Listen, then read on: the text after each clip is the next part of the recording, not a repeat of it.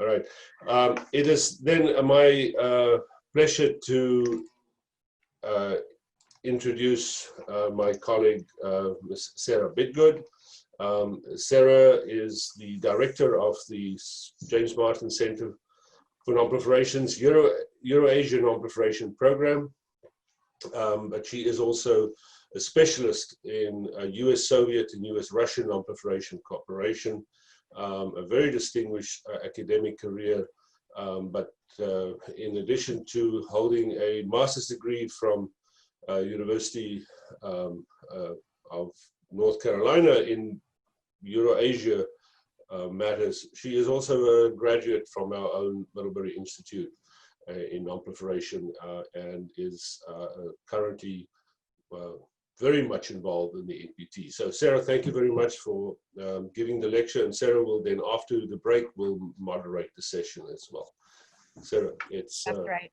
Over to you. Thank you so much, John. Privileged to have the opportunity for this.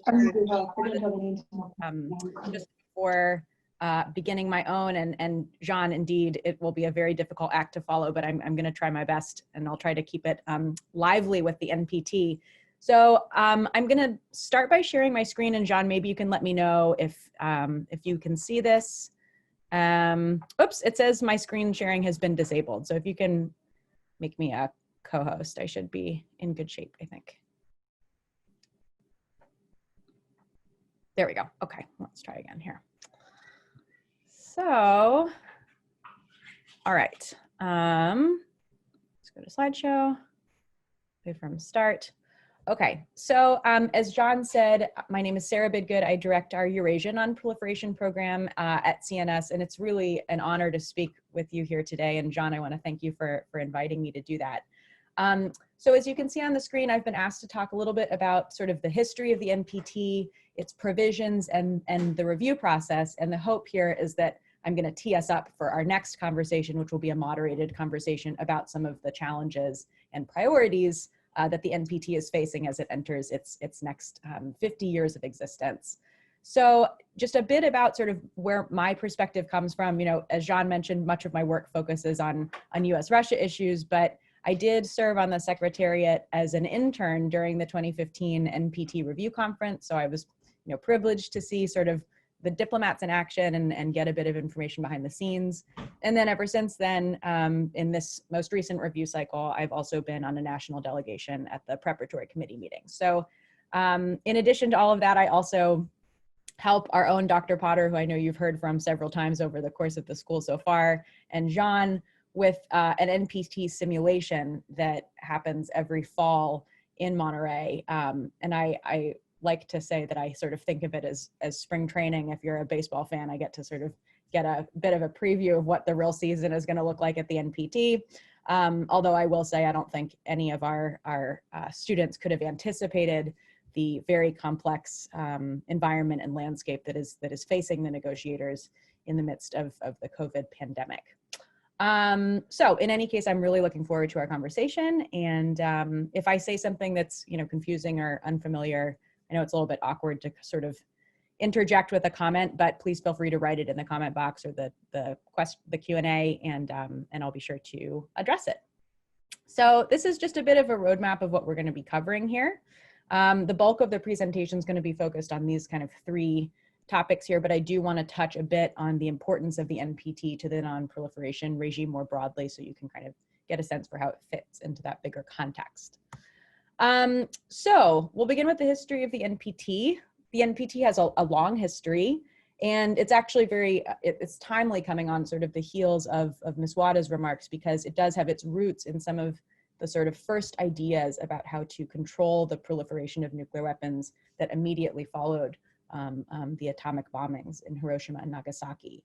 And one of these, called the Bidgood Plan, was originally proposed in 1946 by the United States, and it envisioned sort of the creation of an international atomic development authority, it was called, which would oversee all of the phases of use and development of nuclear energy. And this proposal actually didn't really end up gaining a lot of traction, mostly because, as you can imagine, the Soviet Union, which was developing its own nuclear weapons program at the time, wanted the United States to agree to disarm before it would feel comfortable putting any of its sort of nuclear or atomic energy provisions under international control. And of course, the United States, which was worried about competition from other countries like the Soviet Union, wanted all of the other states to sign on to the Baruch Plan before it would agree to disarm. So this created sort of a deadlock that really prevented a lot of progress on negotiations for about a decade. Meanwhile, the arms race is sort of ramping up. The international environment is changing. More states are proliferating. And this motivated the Irish, actually, to introduce several proposals to the UN General Assembly's First Committee that were aimed at making progress towards general and complete disarmament in 1958. And the initial proposals came in sort of the form of additions to a draft resolution on the suspension of nuclear testing. So there's always been this really intrinsic link between the cessation of nuclear testing and non-proliferation and disarmament issues, and we can kind of loop back to that a little bit later.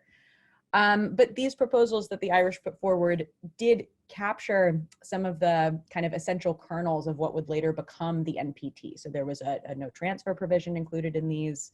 There's sort of a codification of this idea of nuclear weapon states and non-nuclear weapon states.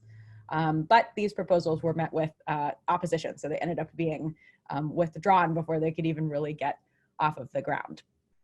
At the same time, though, the Irish had also proposed forming an ad hoc committee that would study the proliferation of nuclear weapons and understand kind of why this proliferation was happening. And this was a separate resolution that did end up being considered on its own and which passed. And so following the passing of this resolution 2 years later, Ireland ended up putting forward a co-sponsored draft resolution to the First Committee that called for a permanent agreement on the prevention of proliferation. And I'm obviously skipping over some very interesting history here for the sake of time. But the thing that's important, I think, for us to know is that by 1961, the Irish had introduced another resolution on an agreement on the prevention of proliferation that was actually met with support from both the United States and the Soviet Union. And many of those provisions really do look very similar to what actually ended up being included in the NPT itself. Before negotiations really could get underway in the NPT, though, there was a roadblock that ended up kind of frustrating and delaying the conclusion of this important treaty. And that was the US's plan to develop what it called a multilateral nuclear force. And you'll often see that in the primary source literature abbreviated as MLF. And the MLF would have been US ships and submarines that were armed with nuclear Polaris missiles and staffed by an international NATO force. And it's probably not very surprising that the Soviet Union staunchly opposed this proposal. In the eyes of decision makers in Moscow, it really looked like the sort of thing that would have violated the entire point of the Non-Proliferation Treaty, which was to prevent states that didn't have nuclear weapons from acquiring them or even acquiring some kind of control over them. So no real progress could really be made on the NPT until the United States and the new Kennedy administration decided that they were going to abandon this idea. And in 1965, the UN General Assembly adopted Resolution 2028, which contained sort of the 5 basic principles that I think really form the basis of the negotiations of the NPT. So, usually when I'm giving this talk, I'm with a live audience and I ask a couple of questions, and one of them will be, what do you think happened between 1961 and 1965 that kind of changed threat perceptions and might have changed the motivations for negotiators to really move forward on this treaty? And so I'm just going to answer that question myself. It's the Cuban Missile Crisis, which happened in October of 1962. And so just a very kind of basic reminder of what happened there, if it's been a little while since you took high school history. A U-2 plane photographed the Soviet Union installing nuclear missile sites in Cuba. And Kennedy then consulted with his top aides in Washington, and they decided to install a blockade around Cuba that would prevent the Soviet Union from being able to bring in more supplies to the island.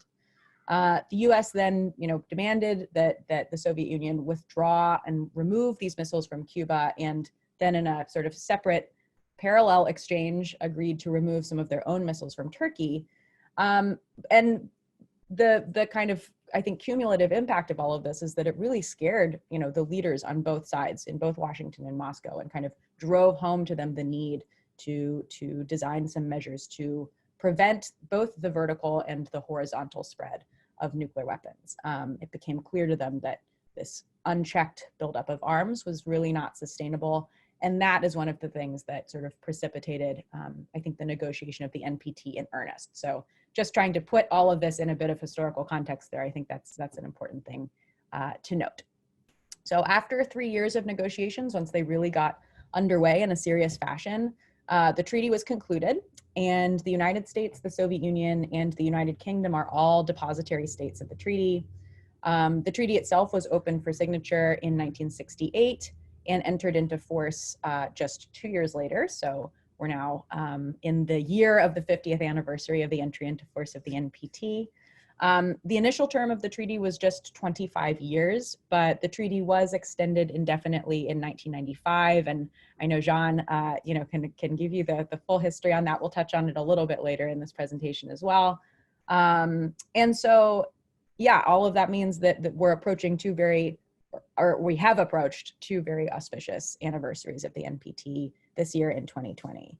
And depending on your perspective, you might think, wow, that's really impressive. We've made it for 50 years.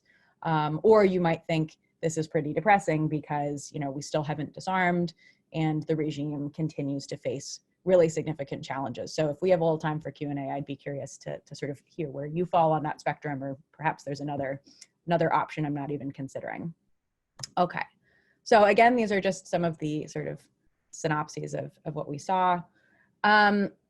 Because I'm focused on US-Russia issues, I'm going to abuse my prerogative as the speaker here today and take a brief dalliance into some of the history of the US-Soviet cooperation on the NPT, because I think this is going to lay some important groundwork for later on.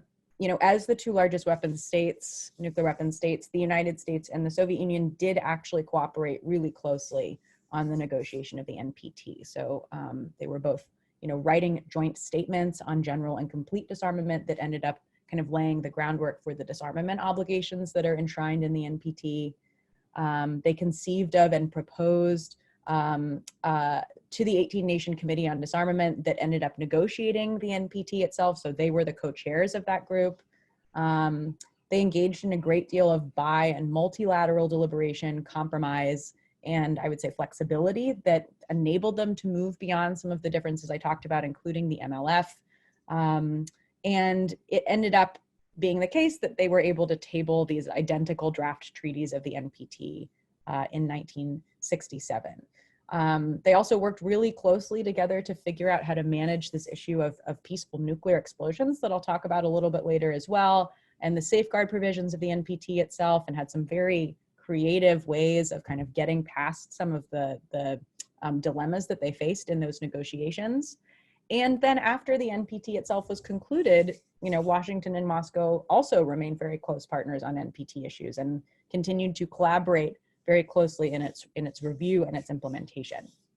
So in addition to finding this history personally very interesting, I just wanted to mention this because, without that cooperation between the United States and the Soviet Union, we wouldn't have the NPT today. And I think it's really easy to not recognize that, or to kind of miss that because of the breakdown in relations between Washington and Moscow now. So I know that in the next session, I'll be moderating that, and I don't know what the panelists will want to share there, but if I were, faced with, or sort of asked to talk about some of the big challenges for the NPT in this end game of the review cycle, I would highlight the disintegration of US-Russia cooperation in this context as one of the most significant things. So thank you for indulging me, and I'll sort of get back to the previously scheduled remarks here.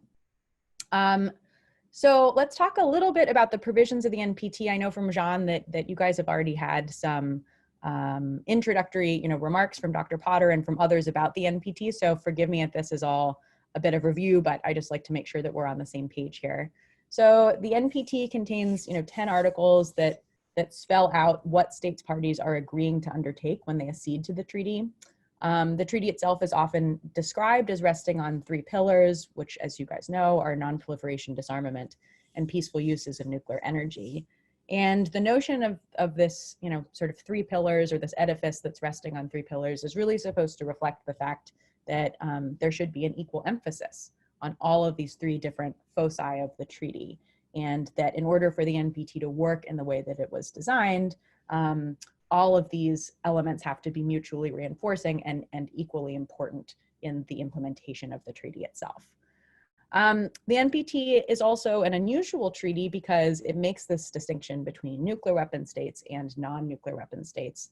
And there are different obligations that these two groups of states undertake in acceding to the treaty. And that, I think, is an unusual dimension to the treaty itself. And I'm not really aware of others within the sort of disarmament and non-proliferation architecture that make those same distinctions.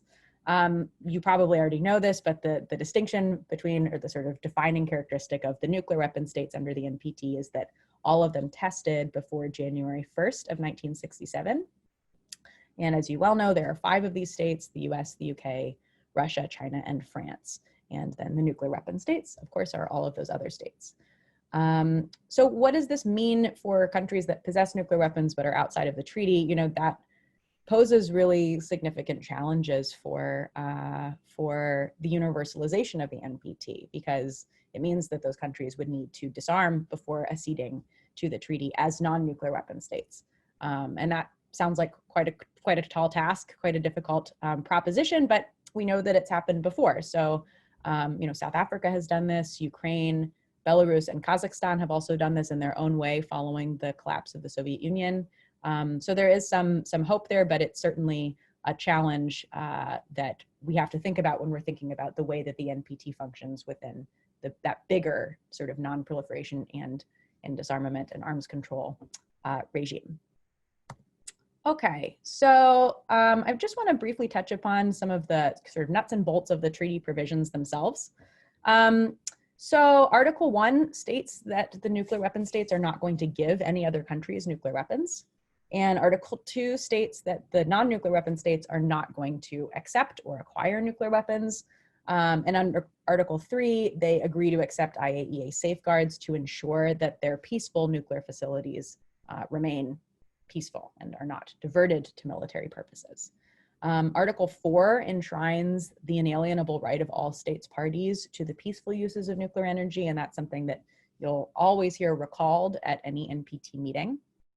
Under Article 6, I'm strategically skipping Article 5 because I'll loop back around to it. Under Article 6, all states parties, not just the nuclear weapon states, but all states parties, undertake to pursue good faith negotiations on effective measures relating to the cessation of the nuclear arms race, disarmament, and general and complete disarmament. So that, as we can sort of discuss later, is a provision that I think can be read different ways depending on your perspective. But that is sort of the disarmament commitment that's enshrined in the treaty.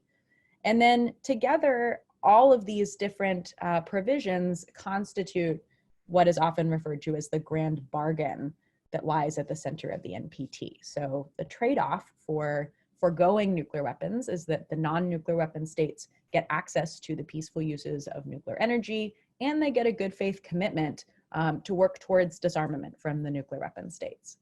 And we can sort of talk about some differences in the ways that nuclear weapon states and non-nuclear weapon states understand their obligations under Article 6 of the treaty, which often leads to significant sort of disagreement and dissatisfaction over the slow pace of nuclear disarmament. Those things are prevalent today, but they're not new. They've been around since really the inception of the treaty itself. So there are 2 important articles that I've skipped here. Article 7 ensures that nothing in the NPT shall infringe upon the right of states parties to conclude nuclear weapon free zone treaties. And I think that's especially an important provision to recall while we're sort of here focused on Latin America and the Caribbean, because of course the first nuclear weapon free zone treaty, the Treaty of Tlatelolco, was concluded in Mexico City over 50 years ago. So that precedes the conclusion of the NPT itself. And then Article 10 is another really important treaty article within the treaty because it describes how states would go about withdrawing. And of course, the state that this applies to the most significantly is North Korea. It's the only state to have actually withdrawn from the treaty, but there's sort of ongoing debate about the ways in which it went about doing that, whether it really followed the provisions that it was supposed to in order to sort of do this correctly. That debate has obviously died down recently because I think it's very clear that the DPRK has left the NPT, but that's why in the NPT meetings, you'll often hear for countries calling for the DPRK to return to its obligations under the NPT rather than to join it, because technically speaking, in the eyes of some, it is still a part of that treaty. Okay, so Article 5, what happened to Article 5, which I skipped over earlier? Article 5 is an interesting one because it codifies the right of the non-nuclear weapon states parties to the potential benefits of peaceful nuclear explosions. And I'm guessing many of you have probably not heard of, peaceful nuclear explosions or thought that that would be something that would be codified under a treaty like the NPT, but it's there. And there's a really long and interesting kind of history of how this article came about that I'm not going to indulge myself and go into right now, but it's really interesting. And basically the sort of gist is that when the NPT was being negotiated, both the United States and the Soviet Union were pursuing peaceful nuclear explosion programs, and they wanted to use it for things like, basically civil engineering. So mining projects, building dams, stopping runaway gas leaks, all kinds of things like that. But they recognized at the same time that they didn't want the non-nuclear weapon states to have access to peaceful nuclear explosions because P&E technology is really exactly the same as nuclear weapons technology. It's just sort of how you're framing it. Now, some non-nuclear weapon states felt that they should have access to P&Es because this was part of sort of that bigger roster of the peaceful applications of nuclear energy to which they are entitled under the treaty. So initially, the United States and the Soviet Union envisioned creating, if you can imagine this, an international P&E service that would let states parties kind of access this technology without enabling the non-nuclear weapon states to develop their own indigenous P&E programs. And this, surprisingly enough, was really, an issue of the day. And the conclusion of this article was sort of at the crux of the conclusion of the NPT as a whole. But by 1976, the United States and the Soviet Union had concluded a peaceful nuclear explosions treaty that prohibited these. And perhaps, more relevant even than that is the fact that the CTBT, the Comprehensive Nuclear Test Ban Treaty, was concluded in 1996. And many of the non-nuclear weapon states, belong to that treaty. So that's why we don't really hear about this article anymore. It's sort of, fallen by the wayside. But if you're interested in this, a little bit perhaps bizarre footnote in history, there's a great chapter that I can recommend to you in a book that Dr. Potter and I co-edited in 2018 that kind of delves into some of the nuts and bolts of this particular dimension of US-Soviet cooperation in the context of the NPT. All right, so I'm just blasting ahead here. We're going to talk about a little bit about the review process of the NPT itself. So, the treaty's reviewed every 5 years, and states parties gather together in 5-year increments to review progress towards the fulfillment of the NPT at what are called, review conferences or RevCons, as they're often abbreviated. And together, these states parties go over what has already been accomplished under the treaty. And then oftentimes they'll try to identify some forward-looking steps that kind of lay out what states parties are committed to doing moving forward. And perhaps in the next panel, we'll hear a little bit about, what are some of the approaches that might be taken at the next NPT review conference to sort of do that, both the review and the forward-looking portion. We'll see. The objective at the RevCon is to try to agree by consensus on a final document. So that means that in the NPT setting, unlike other bodies where you may have worked or attended, there isn't really voting in the way that you normally think about it. So as you can imagine, it's really, really difficult to do this with 190 different states who all have very, very different perspectives. And to be honest, there's only about a 50% success rate in terms of coming to a consensus final document. And you can have a very long discussion with a lot of interesting perspectives about whether a consensus outcome is really the best measure of the success of a review conference. And there are some sort of outlier examples that point to very successful RevCons where there has not been consensus on both the forward-looking and backward-looking portion of the text. But I think for most people, if you are able to achieve consensus, that's a pretty good indication that you've had a successful RevCon. The review is typically conducted in 3 committees, each of which deals with 3 pillars of the NPT: the disarmament, non-proliferation, and peaceful uses pillars. That procedure and format started up in 1985, if I'm not mistaken. And today we have a strengthened review process, which means that there are 3 preparatory committee meetings that convene in the 3 years that lead up to every review conference. There are also new measures that sort of facilitate the transfer of knowledge between chairs and subsequent PrepCom and RevCon officers that have also been put into place to make sure that the review process, is better and works more efficiently. The first PrepCom in a meeting usually convenes in Vienna. The second one is in Geneva, and then the third PrepCom and the RevCon are always held in New York. And just in terms of sort of what the objectives are, the goal of the first 2 PrepComs is to produce a factual summary, so that the chair will capture to his or her best ability, the dynamics of the debate that were heard in the room. And then states parties have an opportunity to say, yes, I like this. No, I didn't really like this, but it's not a negotiated text, so they don't really have that opportunity to provide input into what the outcome document is. Then the third PrepCom in a review cycle is actually supposed to try to yield some consensus recommendations that can be forwarded onto the RevCon, which really makes things quite a bit more difficult because you're actually negotiating and trying to agree on text. We just had the third PrepCom last year of the current review cycle. There was not a consensus text. Jean can correct me if I'm wrong, but I'm not sure that there's ever actually been a consensus text that's come out of this third PrepCom, but it is the goal of the meeting, and it kind of gives you a flavor of, wow, what are going to be some really difficult, fault line issues that will probably dominate the discussion once you get to New York for the actual NPT RevCon. It's of course important to recognize, especially in this context, I want to be sure to talk about this, that regional and political groupings play really important roles in dictating the outcomes of the review process, particularly those that do require consensus. So some of these groupings have been very successful at, building bridges between parties or finding areas of common ground, depending on the metaphor that you want to use.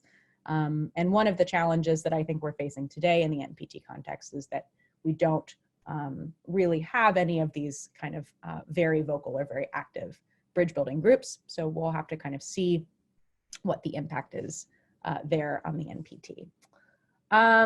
So I want to talk just a little tiny bit about the 1995 Review and Extension Conference. And John, I'm keeping my eye on the time here, but I know we started a little late, so please, flag me down if you need me to wrap up.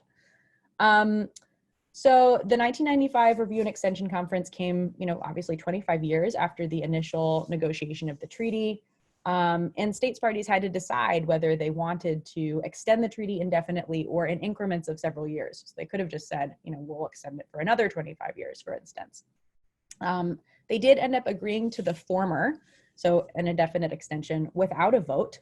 And they also agreed to 2 other decisions and 1 resolution. And the other decisions were, to strengthen the review process. And we talked about what that strengthened review process looked like just a couple of slides ago, and to adopt a series of principles and objectives for non-proliferation and disarmament. And these principles and objectives include, really, really important things, like the conclusion of the NPT, or rather the CTBT, for instance, by 1996, and the negotiation of an FMCT. And so the other resolution was on the establishment of a WMD-free zone in the Middle East, and it called upon states in that region to accede to the NPT and to take practical steps towards the achievement of such a zone. And recently in the NPT context, I would say within the past review cycle certainly, but really starting in 2019, the discussion on the NPT is, or rather on the WMD free zone in the Middle East, has really been moved out of the NPT context. So there was a meeting on convening a WMD free zone in the Middle East. held in November of last year, and apparently it went very well. So one of the things I will really be interested in seeing as we move towards the end phase of this review cycle and we move to the NPT Review Conference itself is to see the ways in which the WMD free zone in the Middle East discussion kind of reintroduces itself or not, because that has often been a serious point of contention and certainly was at the 2015 NPT Review Conference. Okay, so let me close my chat box here. So I do want to just talk about the past 4 RevCons since the indefinite extension and just kind of drive home my point that there's about a 50% success rate here.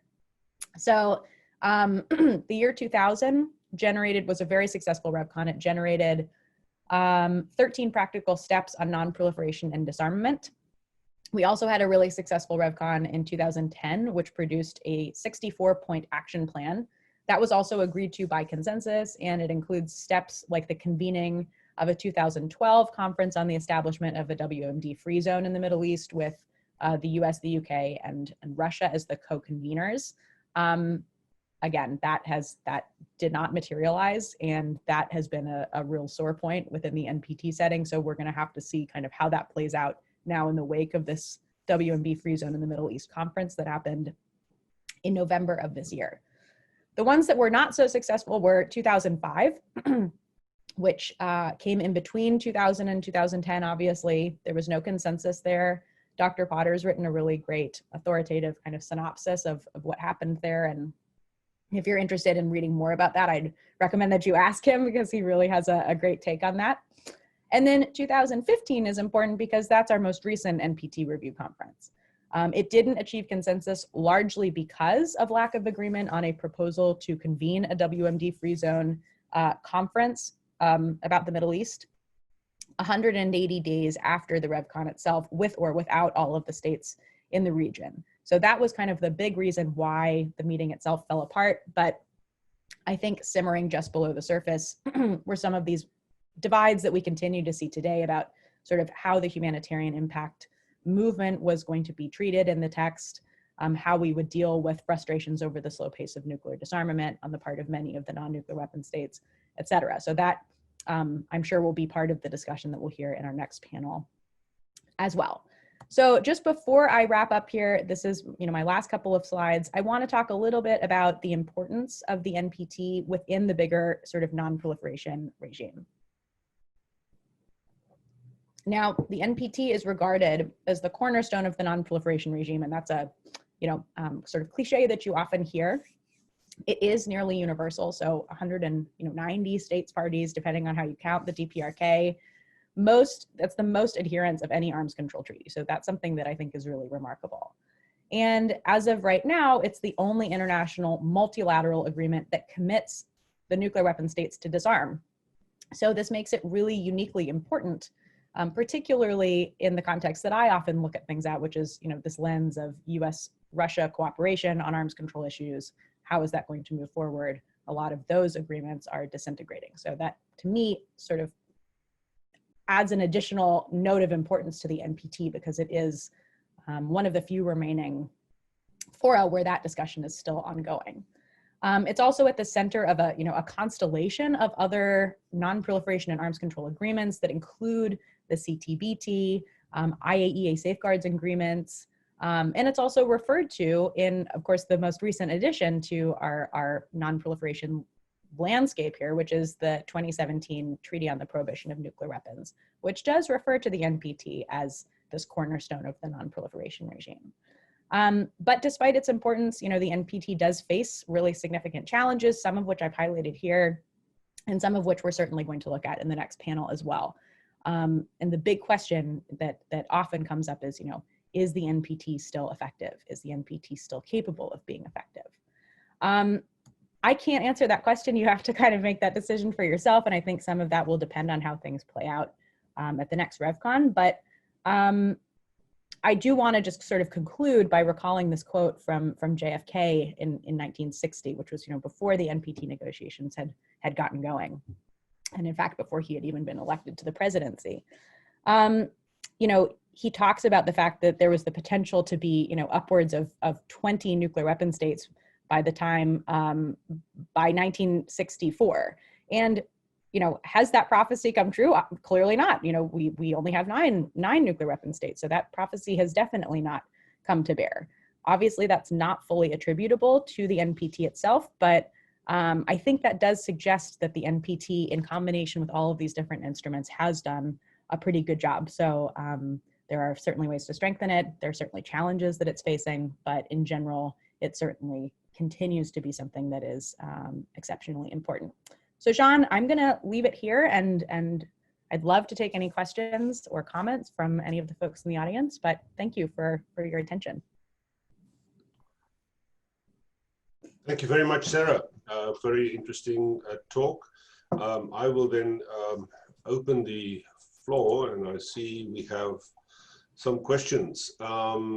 So I'm going to ask, I see there are 3 questions, and I'm going to ask them to ask you the questions to Sarah and then ask her to respond. So the first one will be from Pablo Figuera, and then and this is from Antonio Butler, and then Andrew Rogers. So if you give me a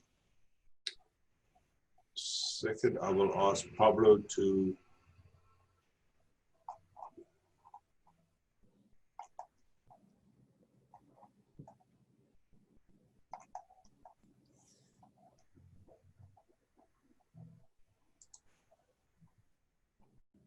go ahead. Good morning. Thank you very much. And thank you for your presentation, Mrs. Bidgood. And my question is about what happens if a consensus is not reached then? Yeah, that's a great question, and a very actual one as we're sort of embarking on this really difficult end of the review cycle. When a consensus isn't reached, and I'd invite Jean to weigh in on this as well, since he has the practical experience. At least in 2015, everybody sort of left the room feeling pretty disappointed, but nothing in particular, happens to the treaty. The treaty is still in place. The treaty, has been indefinitely extended. So if you don't reach consensus, you'll hear a lot of sort of muttering and worrying and disappointment about the fact that the treaty, may be collapsing, or doesn't have the support of the states parties, or, oh, what are we going to do? There are these big divides between states parties. All those things are true, but it does not mean that the treaty itself won't exist anymore, or won't be enforced anymore, or anything like that. The interesting question, I think, from the standpoint of sort of thinking about past commitments, which is often a topic you hear a lot about in the NPT setting, is what remains the authoritative final document if you are unable to achieve a consensus. So we didn't have a consensus outcome document in 2015. Does that mean that we should be referring back to the 2010 final document as sort of the last agreed text in the NPT setting? I think there are some countries that would argue yes. There are some countries that you'll hear argue no. That's some of those things that we agreed to do in 2010 are no longer relevant or no longer applicable to us. So it's a really great question. And Jean, if you have a sort of different perspective than that, I'd love to hear it. But my sense is, you'll hear a lot of people who are very worried about the fact that there's been no consensus. But in terms of the actual implementation of the treaty and the provisions of the treaty, nothing is different because there has not been consensus. Yeah, Sarah, I think you're absolutely right. I mean, my take on that, having been involved with a number of the review conferences, I mean, I think the only conference that was truly fully negotiated, and Annika Thunberg was at that very conference as well, was 2000, where you had both the forward and backward looking part of the review fully negotiated. If you take the 2010 conference, as you know, there were kind of 2 parts to the document. There was the review part, which was issued on the responsibility of the president of the conference, and then the forward-looking part with the action plan, which was fully negotiated. But I think the point that you made on how to evaluate success is a good one. Success cannot be evaluated simply by the careful choice of words and punctuation marks in a document. That is simply, the document represents the temperature gauge or the fever gauge of the membership of the NPT. I think one needs to look at the much broader picture. And for that reason, I don't think that if a review conference failed to achieve consensus, it means that the NPT has failed.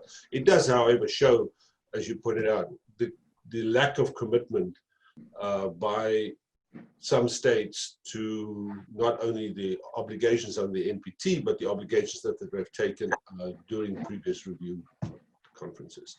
So I'd like to give Antonio from Bahamas. Okay. Good day, Miss Sarah Bidgood. Really good presentation. I really enjoyed it. My question is, how would a potential nuclear war between Russia and the United States transform the world, considering that both countries have the largest reserves of nuclear weapons, and the language between both countries seems very contentious right now? Basically, how much damage can they do to each other, and how much damage would that have on the world? Oh gosh, I mean, you've hit the nail on the head there, I think. I mean, that's really, for me, one of the most preoccupying concerns of my work. And I think that the same holds true for many of my colleagues at CNS and around the world. I personally believe, and I take very seriously the assessments from people who have been working in this field longer than I have, that the rhetoric between Moscow and Washington today is sort of more dangerous, more escalatory, more predicated on brinkmanship than at any point since, I've heard some people say even the end of World War II. So there really is a pretty dangerous situation here. I think there's no or very little, high-level communication between Russia and the United States at the moment. And that means that if there were to be any kind of crisis, it would be even more difficult than it would be under normal circumstances to kind of maintain crisis stability and ensure that a situation was able to be de-escalated successfully. So, in terms of the physical damage, I think there are a lot of different scientific assessments by people who know far better than I do about exactly what the impact on the world would be, but there's no question. I mean, no question that there would be just an absolutely devastating, humanitarian impact, even from a quote unquote limited exchange between the United States and Russia. And one of the things we didn't touch upon, but what I'm sure will come up in our next panel is there is an increasing focus within the NPT context, particularly during this review cycle, on nuclear risk reduction. And that's a very broad, umbrella term, but in my mind, it means reducing the risk of the use of nuclear weapons, whether that's by modifying your doctrine, by making sure that you have measures in place to do crisis stability work. And I think in the absence of progress on disarmament, focus has shifted in a lot of ways to saying, okay, if we're not able to make further cuts to our arsenals right now, let's at least make sure that that we're doing everything possible to ensure that that nuclear weapons aren't used. So I think the exact sort of landscape that you have described has predicated this this shift to a focus on risk reduction. And what will be very interesting to see from my standpoint is whether the P5 in particular are able to come up with any real practical recommendations or steps to kind of move that enthusiasm for risk reduction forward, or whether that will be the topic of the day in 2021 or whenever we convene for the RevCon, and then people will sort of, start to pay less attention to that. So that's my long-winded answer to your very excellent and I think pressing question. Sarah, Paula, sorry, I apologize. I did not see you raise your hand earlier. You wanted to make a comment? It was just related to the final document and to achieving or not a final document, but the particular aspect of this review conference, which is different from others in terms of one is the 50th anniversary of the treaty. So it's a significant review conference. It's not just one in another.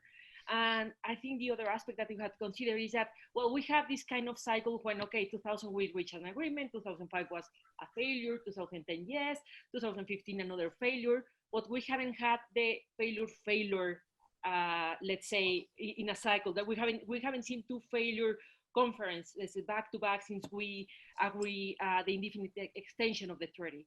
So I think that's the only thing that is really important about why we why achieving a final document has a significant value this time, even if of course it will not mean that if we do not manage to achieve it, it will be the end of the regime. It's not, but it does have a value in terms of credibility and validity of the treaty. So just to make that point there, and yeah, just thank you. Thank you. We have a number of people who asked to have the floor, Sarah. So I'm going to ask Andrew Rogers, and then I will also, on behalf of Shakira de la Vega, because I don't see her on the list. Her question is, why do you think that the US and Russia have so much cooperation in this matter, and wonder why so? And then I'll ask Andrew to ask his question. Good morning, everyone. Good morning, presenters and colleagues. This is Andrew Rogers from Jamaica. My question is as follows. Iran, India, Israel, and Pakistan are all states that have nuclear weapons, but have not acceded to the NPT, but have safeguard agreements with the IAEA. An argument could be made that these agreements with the IAEA do not incentivize these states to join the NPT, as the IAEA monitors the development and use of nuclear energy. How do you think this can be reconciled? Okay, great. Two great questions. Andrew, I'm gonna begin with yours. So I just want to make sure to note sort of at the outset that Iran actually does not have nuclear weapons and is a member of the NPT. So we're facing challenges with respect to Iran right now because of the collapse of the Joint Comprehensive Plan of Action, or the uncertain future of it now that the United States has kind of abrogated that agreement. But at present, Iran is still a member of the NPT. They are ratcheting back their adherence to the JCPOA, but they do not yet, have nuclear weapons. So, but your point is well made, which is that you have states who are outside of the NPT itself or outside of other elements of the regime.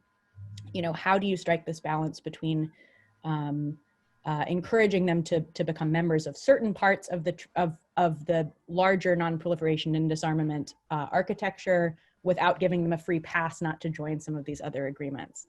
And that's a really tough question. And it's a question that a lot of people think about and wrestle with. But I think for me personally, where I fall on this issue is I feel like, it's unlikely that, Israel, India, and Pakistan are going to get rid of their nuclear program right now and join the NPT. And so as a person who is, living on this earth and thinking about my health and safety, I'd much rather not have that be the trade-off for having those countries be part of the non-proliferation and disarmament regime, part of the IAEA, et cetera, in some capacity. And so I think your point is a good one, that you have to think about, are you allowing states that don't want to join the NPT as non-nuclear weapon states to sort of have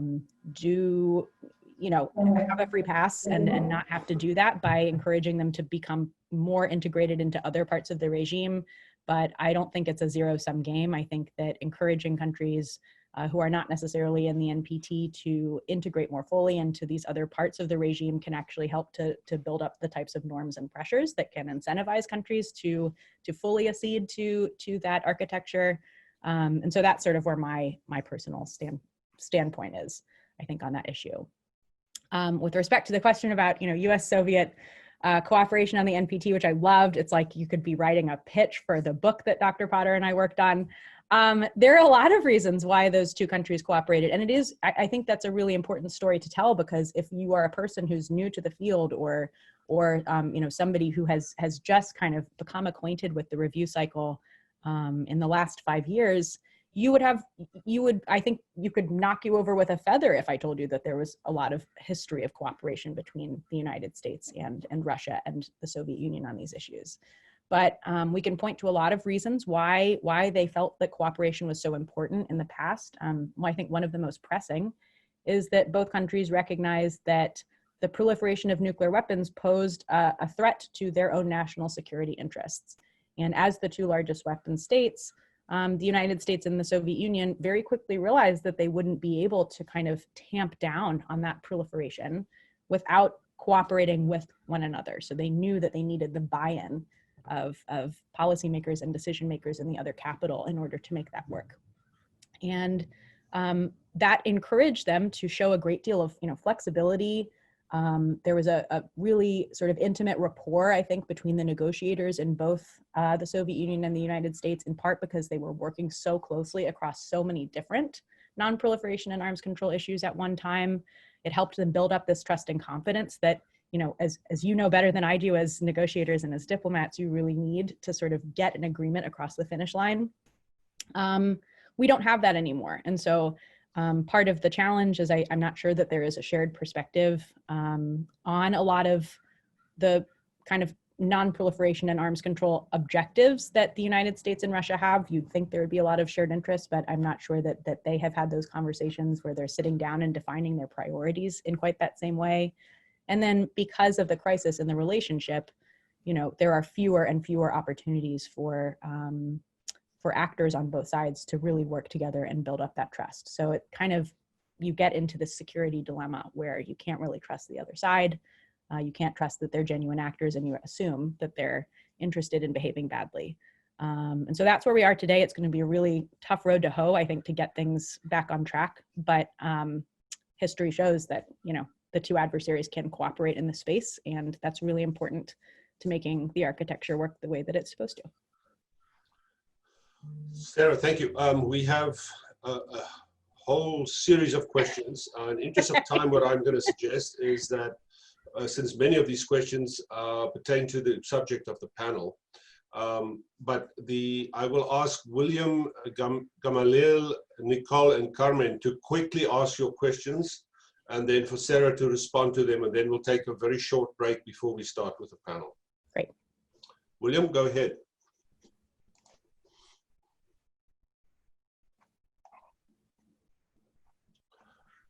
Right, and I think William is coming online. His question, Sarah, is there a way to force the DPRK to sign the NPT?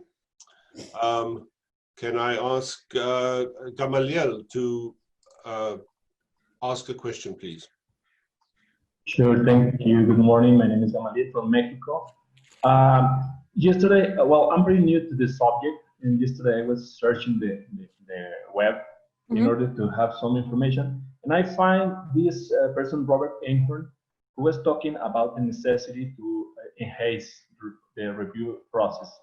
And since you were talking about that the review process is being strengthened every 5 years, so I'm a bit surprised. So I will ask you to let us know your remarks on what do you think the NPT process, review process has to improve in the short and long run.